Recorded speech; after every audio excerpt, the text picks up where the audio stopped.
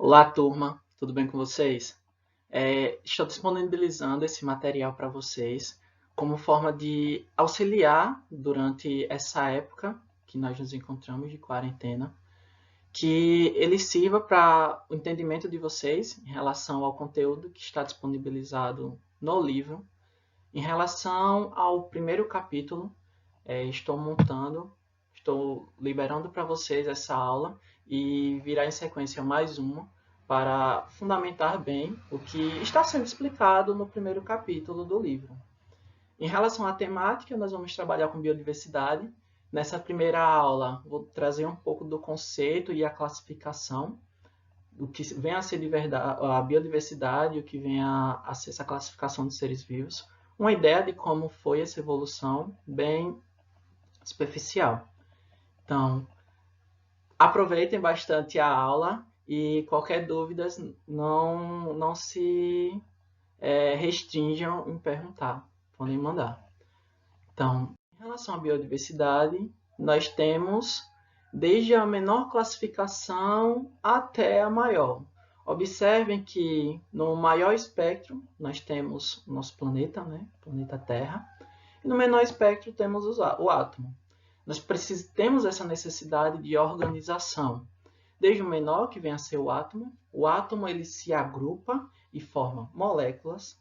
Essas moléculas se organizam e podem formar as organelas celulares, a mitocôndria, a parede celular, outras características. Todas elas se juntam e formam a célula. A célula, elas se organizam e formam os tecidos. Tecido muscular, tecido epitelial.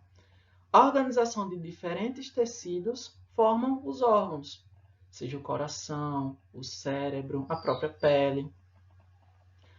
A forma com que esses órgãos interagem entre si, desempenhando funções específicas, nós organizamos como sistemas. Sistema respiratório, sistema esquelético. O conjunto dos sistemas forma toda uma estrutura, que é o organismo. Esses sistemas trabalham em conjunto para manter este organismo vivo. Grupos de organismos formam uma população. A população, em conjunto com outras, forma a biocenose, ou uma comunidade. Conjunto de comunidades formam o ecossistema, e o ecossistema, agrupado a outros, forma o bioma. Todo o conjunto de forma de seres vivos que apresente no nosso planeta, nós caracterizamos como biosfera. Então, a biodiversidade vem a ser o conjunto de todas as espécies de seres vivos existentes em determinada região ou época. Ou seja, ela representa a quantidade de seres vivos que nós podemos encontrar em um local. Seja na escola, seja em Nossa Senhora das Dores, seja no Brasil ou no mundo, o conjunto de seres vivos que vamos encontrar nessas regiões nós podemos caracterizar como biodiversidade. Aqui trago alguns exemplos, né? Vocês podem observar que não se restringe apenas a animais. Nós temos plantas, temos fungos, certo? Tendo toda essa biodiversidade no nosso planeta, veio a necessidade de organizá-los, de classificar toda essa diversidade de seres vivos. E isso vem desde a época antes de Cristo. Trouxe como exemplo para vocês Aristóteles. Ele, observando toda essa variedade, ele tentou agrupar todos esses seres, todos esses animais de uma forma. E ele classificou esses animais em aéreos, aqueles que apresentavam, né, as características para voo, as aves de maneira geral.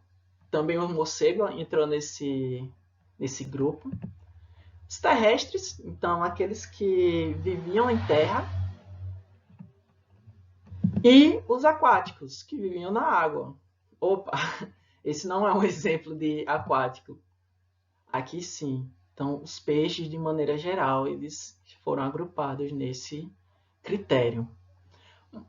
Apesar de muito abrangente e simples, esse foi um pontapé, né? Uma forma de já tentar agrupar esses seres vivos. Em sequência, vieram outros, como Teofrasto e Santo Agostinho. Eles tentaram também caracterizar esses seres vivos com base nessa proposição de Aristóteles. Muito tempo depois, Carlos Linnaeus ele traz colocações, uma nova forma de organização desses seres vivos, através da publicação desse trabalho que foi o Sistema Nature, na qual ele traz algumas sugestões de reinos, que esses reinos seriam os grupos mais abrangentes de seres vivos. Esses reinos eram subdivididos em filos, os filos em classes, classes em ordens, ordens em famílias, famílias em gêneros e gêneros em espécies. Dentro dessas sugestões, das colocações de Linneu, ele traz o seu sistema, o sistema binomial, na qual o nome das espécies deve ser escrito com duas palavras. A primeira palavra ela vem com letra maiúscula e vai caracterizar o gênero, e a segunda palavra ela virá com letra minúscula. Os nomes eles devem sempre vir escritos em itálico ou sublinhado, para caracterizar o nome da espécie. Então, dentro desses grupos, eu vou trazer algumas características de alguns deles. Primeiro, eu trago as plantas e algas, que eles são autótrofos, ou seja, auto vem de próprio. Tróficos, trófo, vem de alimento.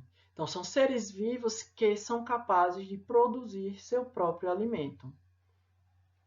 E através de um processo que nós chamamos de fotossíntese. Foto remete à luz, síntese, produção. Ou seja, a produção desse seu alimento tem como base a luz, no caso, a luz do sol. Já os animais, eles são heterotróficos. Hétero vem de diferente, outra forma. Tróficos de alimento. Então, eles obtêm os alimentos de outras formas. Ou seja, não produzem seu próprio alimento. Alimentam-se principalmente de outros seres vivos. Aqui do lado esquerdo, eu trago como exemplo o cavalo, né? É um herbívoro, ele se alimenta de plantas, vegetais. Do lado direito, trago outros dois exemplos, né? Um onívoro e um carnívoro. E finalizar outro exemplo de herbívoro. Outro grupo são os fungos. Os fungos eles também são heterotróficos, ou seja, não produzem seu próprio alimento.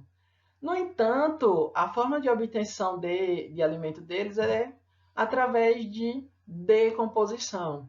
E por isso eles são chamados de decompositores. Alguns jogos eles utilizam, né, a ideia dos fungos também como alimento.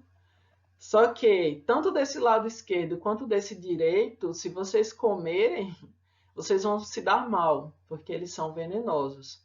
Muitos dos fungos eles também têm características alucinógenas, então é importante tomar cuidado. Não comam fungos sem saber se pode ou não comer. E aí nós temos a caracterização do que vem a ser uma espécie. Então, a espécie é um grupo de seres vivos que podem cruzar em condições naturais. Podem, na verdade, cruzar em condições naturais e originar descendentes férteis. Do lado esquerdo, eu trago um exemplo de espécie de jacaré e do lado direito, um exemplo de pinguins. E aí, vou trazer agora para vocês alguns exemplos, né, de nomenclatura de Linneu. Como que esses seres vivos são nomeados, como essas espécies são nomeadas. Então, do lado esquerdo, eu trago para vocês um exemplo do cachorro. Então, lembram da nomenclatura? Primeiro nome, são sempre duas palavras. Primeira palavra sempre começa com letra maiúscula. Segunda palavra, letra minúscula. Primeira palavra vai remeter ao gênero, né? E eles sempre escritos em itálico ou sublinhado. Aqui no cachorro, o nome científico dele é Canis familiaris. E a forma correta de escrever é tanto do lado esquerdo, tanto do lado direito. Mas, professor, por que está colocando esses nomes? É simples. Aqui no Brasil, nós chamamos cachorro. Nos Estados Unidos, eles podem chamar dog. Então, os nomes eles variam. Então, na comunidade científica, aceitou-se o latim, que seria uma língua morta, ou seja, uma língua que ela não passa mais por modificações. Então, aqui no Brasil, nós podemos chamar canis familiares. Nos Estados Unidos, canis familiares. Na China, canis familiares. Então, vai remeter sempre à mesma espécie. Do lado direito, nós temos o exemplo do gato. Então, o nome científico Felis catus.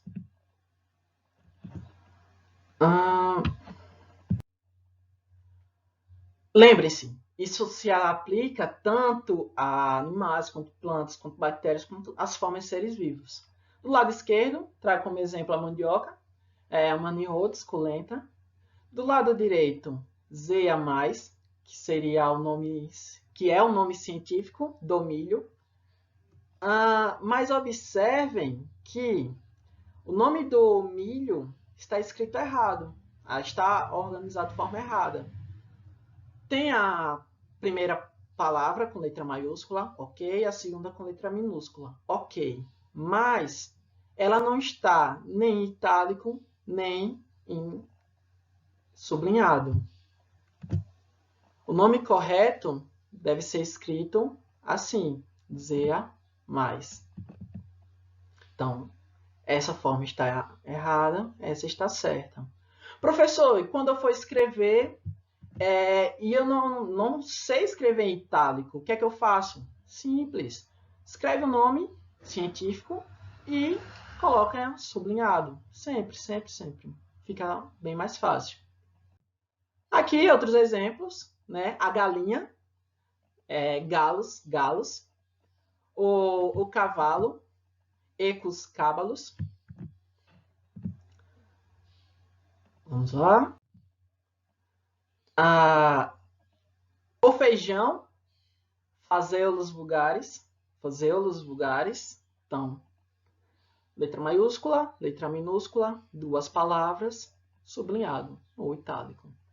E, para finalizar, nós temos a nossa espécie, a espécie humana. O nome da nossa espécie é Homo sapiens. Então, finalizo essa primeira parte da aula agora. Vou deixar um material para leitura em relação a essa aula, que vai tratar um pouco sobre biodiversidade, principalmente aqui no Brasil. Leiam, aproveitem bastante todo esse material. Qualquer dúvida, estou à disposição. Finalizo, né, reforçando para vocês, usem máscara se forem sair. Se não precisar sair, fiquem em casa. E desejo para vocês bons estudos e até a próxima aula. Até mais!